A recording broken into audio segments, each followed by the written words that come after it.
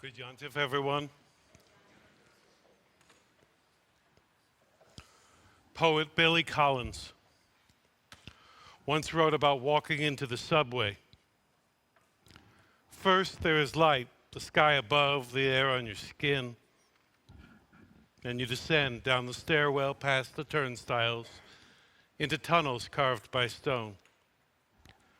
On the surface, it's literally a pedestrian image. But in the poem, the former U.S. Poet Laureate reveals something essential for us at Yizkor.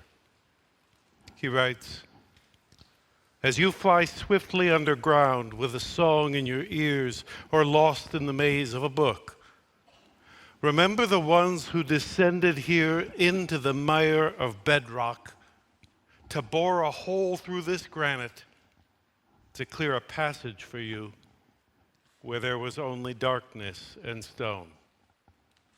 Remember that as you come up into the light." Listen again.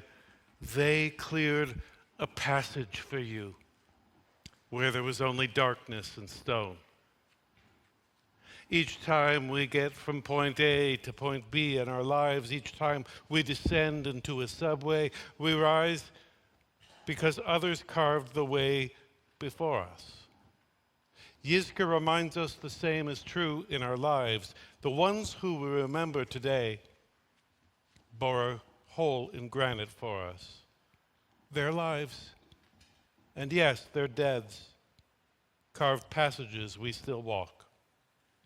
On this holiest of days, at a most fragile moment, we choose to descend into memory, into grief, into the raw ache of loss. We are not to wallow in it, but we are to grieve honestly. And note that very often Yizkor awakens in us one wish that is beyond what we can have, one thing we want that is not allowed. More time with our loved ones as they were at their best. How many of us gathered here today wish we could say to a dear one who has passed before us, stay just a little longer. Stay and see who we've become. Stay and see us through crises, through COVID, through family struggles, through October 7th. Still healing, loving, reconciling, surviving. Stay. If I could communicate to those who came before me in song, I'd choose the one by Jackson Browne, the one that plays on our hope that the concert may not have to end when we said it would. You know the one. If the unions don't mind, and if the roadies don't mind, couldn't we stay just a little bit longer? Yizkor insists otherwise. It says there's nothing to negotiate, no timetable to bend, no way of altering what has been set in motion. When someone dies, their absence is final. There is no one last time. That yearning for them to stay, it's a prayer. It's a prayer made with sincerity, but it is turned down flat by the unchangeable truth of no. Torah shows us how hard that unchangeable truth is to hear. When Jacob's great love, Rachel, dies in childbirth, their story, the Torah's most precious romance, is cut short. Remember, Jacob had worked 14 years for her.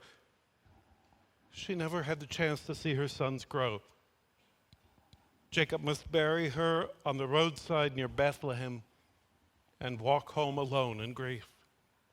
His sorrow at this death echoes our own. Why? Why couldn't they stay?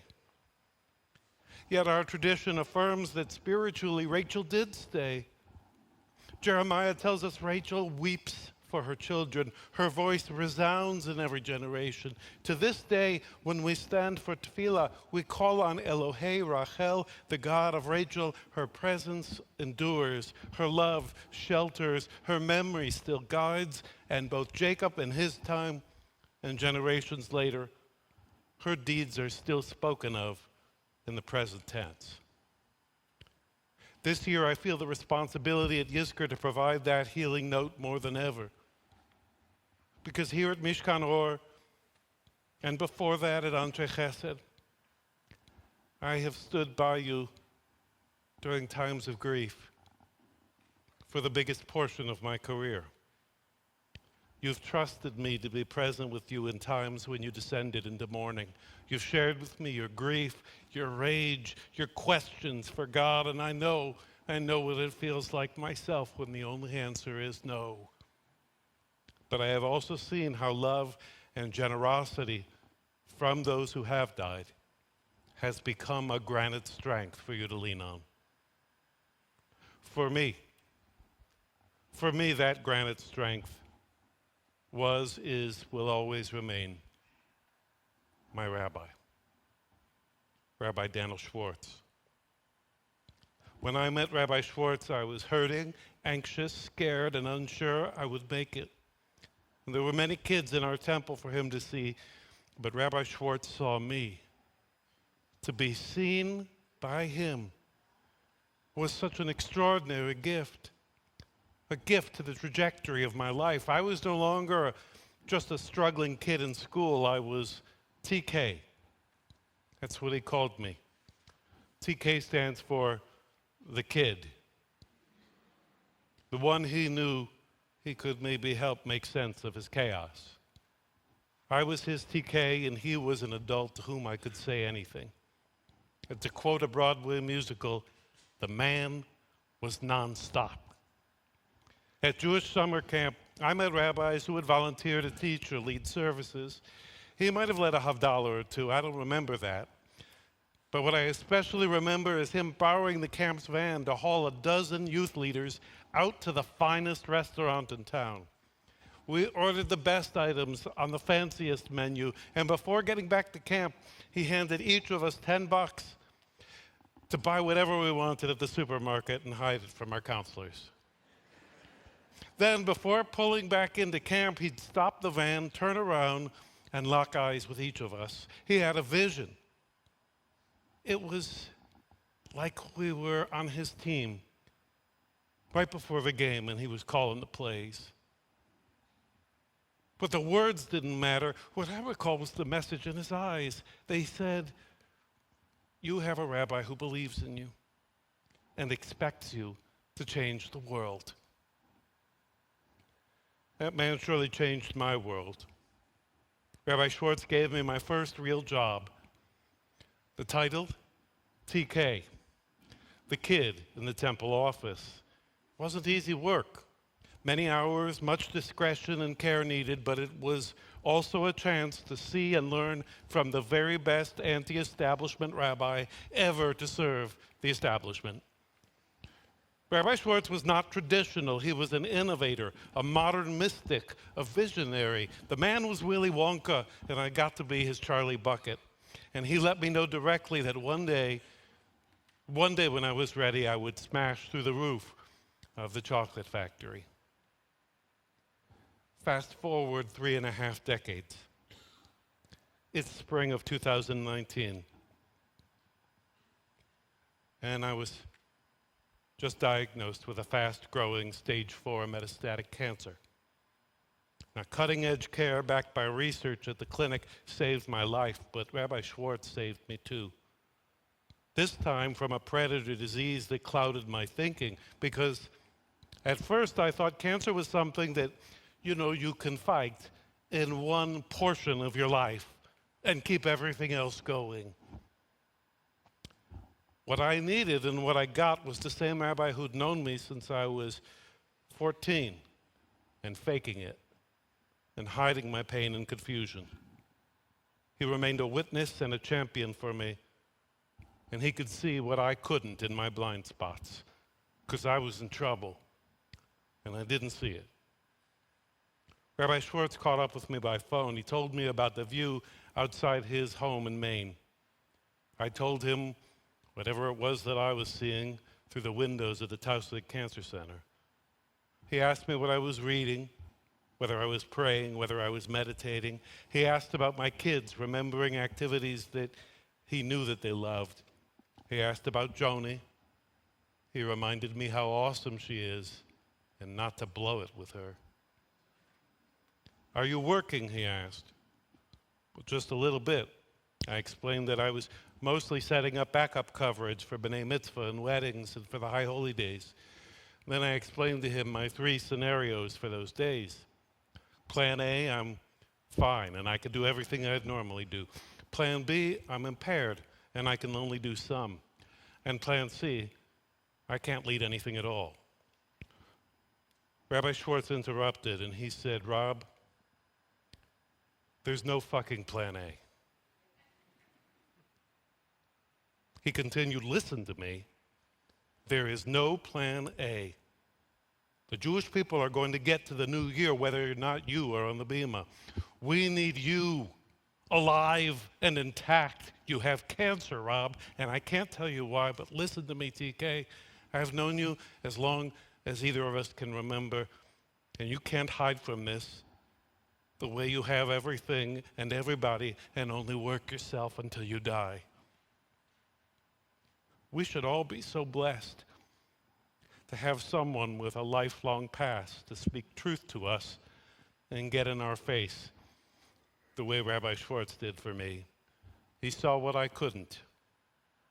Friends, there is absolutely no Plan A when you're facing a monstrous predator. And in case I did not absorb it, he heard that if I was just trying to do Plan A, he was flying to Cleveland to kick my ass right off the bima. I'm glad it didn't come to that. And I'm sorry if my plain-spoken language at Yom Kippur is hard to hear. But that was my rabbi, fierce, honest, and at my back. Rabbi Schwartz reminded me when I needed it most not to fake a thing. I was to live, to love, to fight, and be authentically present for my kids, my wife, for him, and most of all for me. I'm so grateful to have learned that from the same man who first taught me about B'Tselem Elohim, the Jewish value that speaks of every person's infinite worth. To him, B'Tselem Elohim was not a theological abstraction to teach about and lecture. Rather, it was a claim that when we see others, when we feel seen, we are catching a glimpse of the divine. He saw the divine in me. How I desperately miss. How much I miss him since his death 2 years ago. When I think of Rabbi Schwartz, I remember not only his fierce honesty, but the lessons he bore into the bedrock of my life, that every one of us is infinitely worthy, and that his death, while tragic, as he was stolen from us by a drunk driver that took him and his father-in-law, the swiftness and harshness cut deeply. But he's here with me. I swear to God, he's here, right here with me. I can almost hear him saying, see, there's no Plan A. We don't get a chance to control this. We don't get a chance to choose. His teachings, his presence, his strengths, and even his imperfections continue to carve a path, to clear a passage for me. And just as I believe that for each of us, if we are so blessed, there is someone who would or did descend into the earth to clear a passage for us. We shouldn't hide from their imperfections, nor they from ours. My rabbi taught me that tshuva is not some neat and tidy principle. Tshuva is the way Judaism shows us that life's fabric can be mended, even when it first appears to be irrevocably torn. Tshuva reminds us to love, to hope, and to whatever ultimacy you would seek from God, speak your truth. These were not just values in his sermons and books. These are solid rock granite truths that he bore into the path for me, clearing a passage to get from where I was to where I am. In recovery, finally, in an unlikely remission. Friends, our sages taught the righteous shall fall 7 times and rise again each time. At Yizkor, the descent is deep. But the love of those we remember, it was never meant to leave us stranded underground.